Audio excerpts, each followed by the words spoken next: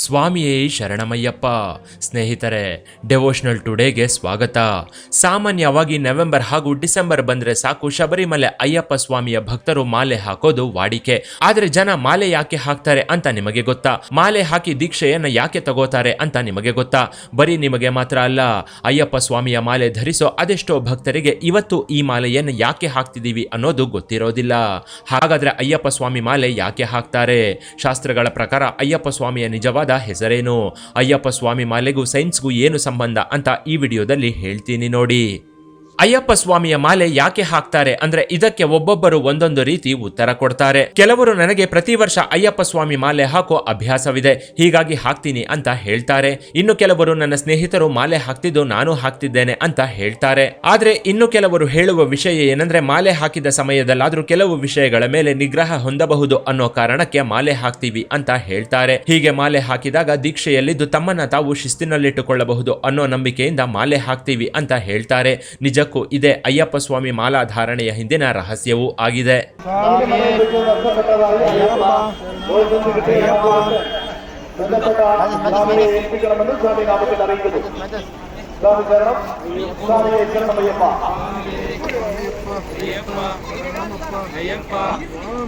ಅಯ್ಯಪ್ಪ ಸ್ವಾಮಿ ಅಯ್ಯಪ್ಪ ಅಯ್ಯಪ್ಪ ಅಯ್ಯಪ್ಪ ಸ್ವಾಮಿಯೇ ಅಯ್ಯಪ್ಪ.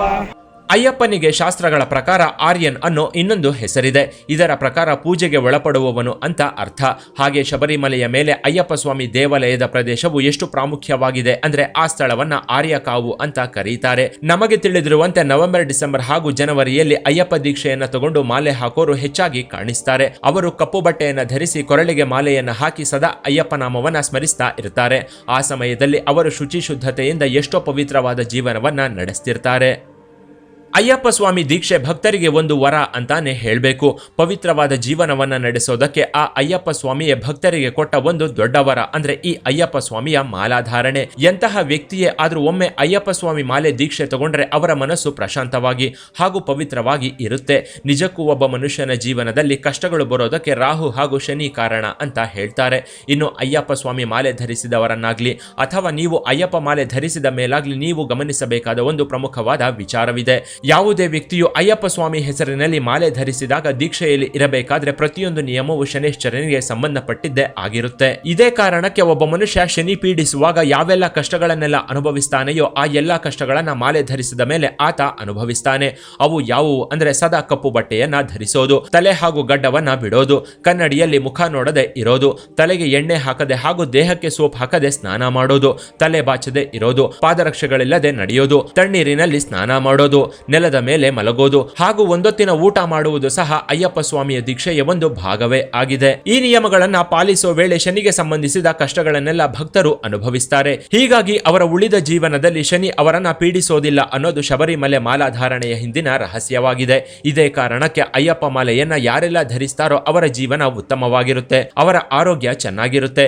ಇದೇ ಕಾರಣಕ್ಕೆ ಪ್ರತಿ ವರ್ಷ ಅಯ್ಯಪ್ಪ ಮಾಲೆಯನ್ನ ಸ್ವೀಕರಿಸಿ ಅಯ್ಯಪ್ಪ ಸ್ವಾಮಿಯನ್ನ ಎಷ್ಟೋ ಭಕ್ತಿಯಿಂದ ಭಕ್ತರು ಪೂಜಿಸ್ತಾರೆ. ಪ್ರಪಂಚದಲ್ಲಿ ತಿಥಿ, ವಾರ, ನಕ್ಷತ್ರ ನೋಡದೆ ತೆಗೆದುಕೊಳ್ಳೋ ಒಂದೇ ಒಂದು ದೀಕ್ಷೆ ಅಂದ್ರೆ ಅದು ಅಯ್ಯಪ್ಪ ಸ್ವಾಮಿಯ ಮಾಲಾಧಾರಣೆ. ತಿಥಿ, ವಾರ, ನಕ್ಷತ್ರ ನೋಡಿ ದೀಕ್ಷೆ ತೆಗೆದುಕೊಳ್ಳೋದಕ್ಕಿಂತ ಒಂದು ಒಳ್ಳೆ ಗುರುಸ್ವಾಮಿಗಳನ್ನು ನೋಡಿ ದೀಕ್ಷೆ ತೆಗೆದುಕೊಳ್ಳೋದು ಉತ್ತಮ ಅಂತ ಅಯ್ಯಪ್ಪ ಸ್ವಾಮಿಯ ಭಕ್ತರ ಪ್ರಬಲವಾದ ನಂಬಿಕೆ. ಇನ್ನು ದೀಕ್ಷಾ ಸಮಯದಲ್ಲಿ ಸಾಮಾನ್ಯವಾಗಿ ಶಬರಿಮಲೆ ಸ್ವಾಮಿ ಅಯ್ಯಪ್ಪನ ಭಕ್ತರು 2 ಮಾಲೆಗಳನ್ನು ಕುತ್ತಿಗೆಯಲ್ಲಿ ಧರಿಸೋದನ್ನು ನಾವು ನೋಡಿರ್ತೀವಿ. ಇದರ ಹಿಂದಿನ ಕಾರಣ ಹೇಳೋದಕ್ಕೂ ಮೊದಲು ಆ 2 ಮಾಲೆಗಳ ಹೆಸರನ್ನ ನೀವು ತಿಳಿದುಕೊಳ್ಳಲೇಬೇಕು. ಈ ಮಾಲೆಗಳ ಪೈಕಿ ಒಂದು ತೊಡುಮಾಲ, ಇನ್ನೊಂದು ಉಪಮಾಲ. ಈ 2 ಮಾಲೆಗಳ ಹಿಂದಿನ ರಹಸ್ಯ ಏನು ಅಂತ ನೋಡೋದಾದ್ರೆ, ಸಾಮಾನ್ಯವಾಗಿ ಅಯ್ಯಪ್ಪ ಸ್ವಾಮಿ ಮಾಲೆ ಧರಿಸಿದ ಭಕ್ತರು ಪ್ರಾತಃ ಕಾಲ ಹಾಗೂ ಸಾಯಂ ಸಂಧ್ಯಾ ವೇಳೆಯಲ್ಲಿ ಸ್ನಾನ ಮಾಡಿ ಅಯ್ಯಪ್ಪನ ಭಜನೆಗೆ ಕೂರ್ತಾರೆ. ಹೀಗೆ ದಿನಕ್ಕೆ 2 ಸಲ ಸ್ನಾನ ಮಾಡುವಾಗ ಅಥವಾ ಇನ್ನು ಯಾವುದಾದ್ರೂ ಕೆಲಸ ಮಾಡುವಾಗ ಒಂದು ಮಾಲೆ ತುಂಡಾದ್ರೂ ಇನ್ನೊಂದು ಮಾಲೆ ಕತ್ತಲ್ಲಿ ಇರುತ್ತೆ ಅನ್ನೋದು ಇದರ ಹಿಂದಿನ ರಹಸ್ಯವಾಗಿದೆ. ಒಂದು ವೇಳೆ ಶಬರಿಮಲೆ ಸ್ವಾಮಿ ಅಯ್ಯಪ್ಪ ಮಾಲೆ ಕಿತ್ತು ಹೋದಲ್ಲಿ ಅದನ್ನ ಅಶುಭ ಅಂತ ಭಾವಿಸಬೇಡಿ. ಅದು ಸಹಜ, ಅದರಲ್ಲಿ ಯಾವುದೇ ತಪ್ಪುಗಳು ಇರೋದಿಲ್ಲ ಹಾಗೂ ದೋಷಗಳು ಸಹ ಇರೋದಿಲ್ಲ. ಅದು ಕೇವಲ ನಮ್ಮ ತಪ್ಪಿನಿಂದ ಆದ ಒಂದು ಘಟನೆ ಅಂತ ನೆನಪಿಟ್ಕೊಳ್ಳಿ. ಅಯ್ಯಪ್ಪ ಸ್ವಾಮಿ ಮಾಲಾಧಾರಣೆಯ ಬಗ್ಗೆ ಯಾರಿಗೆ ಹೆಚ್ಚಾಗಿ ಗೊತ್ತಿಲ್ವೋ ಅವರು ಈ ವಿಷಯವನ್ನ ನೆನಪಿಟ್ಕೊಳ್ಬೇಕು. ಮೊದಲ ಸಲ ಅಯ್ಯಪ್ಪ ಸ್ವಾಮಿಯ ದೀಕ್ಷೆಯನ್ನ ತೆಗೆದುಕೊಂಡವರನ್ನ ಕನ್ಯಾಸ್ವಾಮಿ ಅಂತ ಕರೀತಾರೆ. ಹಾಗೆ ಎರಡನೇ ಸಲ ಮಾಲೆ ಧರಿಸಿದವರನ್ನ ಕತ್ತಿ ಸ್ವಾಮಿ ಅಂತ ಕರೀತಾರೆ. ಮೂರನೇ ಸಲ ಮಾಲೆ ಧರಿಸುವವರನ್ನ ಗಂಟಾ ಸ್ವಾಮಿ ಅಂತ ಕರೀತಾರೆ. ಹೀಗೆ ಸತತವಾಗಿ 1 ವರ್ಷವೂ ತಪ್ಪದೆ 21 ವರ್ಷಗಳ ಕಾಲ ಅಯ್ಯಪ್ಪ ಸ್ವಾಮಿ ಮಾಲೆಯನ್ನ ಯಾರು ಧರಿಸ್ತಾರೋ ಅವರನ್ನ ಗುರುಸ್ವಾಮಿಗಳು ಅಂತ ಕರೀತಾರೆ.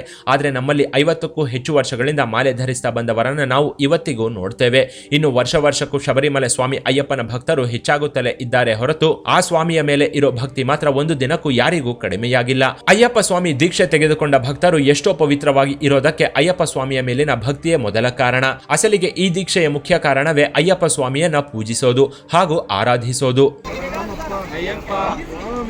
ಅಯ್ಯಪ್ಪ ಸ್ವಾಮಿ ಅಯ್ಯಪ್ಪ ಅಯ್ಯಪ್ಪ ಅಯ್ಯಪ್ಪ ಸ್ವಾಮಿ ಅಯ್ಯಪ್ಪ.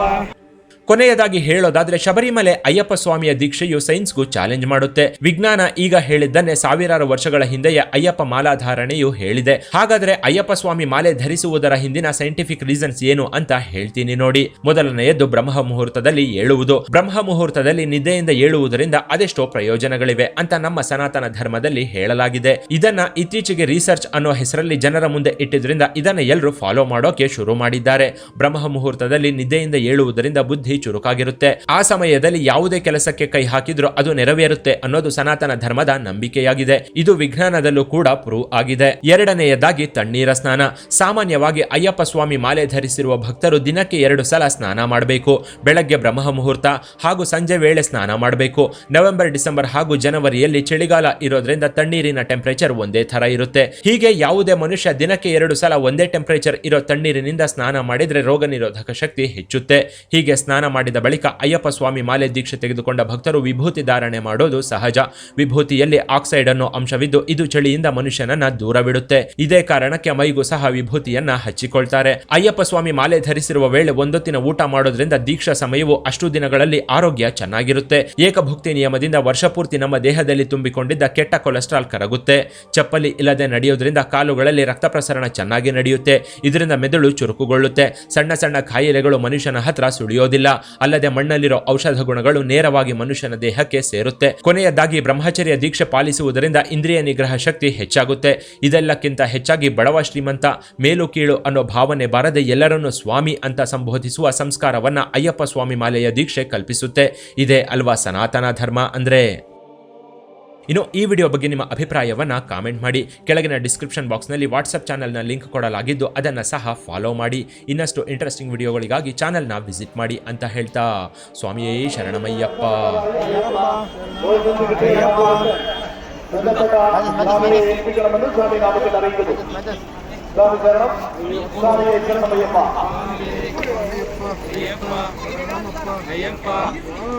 ಅಯ್ಯಪ್ಪ ಸ್ವಾಮಿ ಅಯ್ಯಪ್ಪ ಅಯ್ಯಪ್ಪ ಅಯ್ಯಪ್ಪ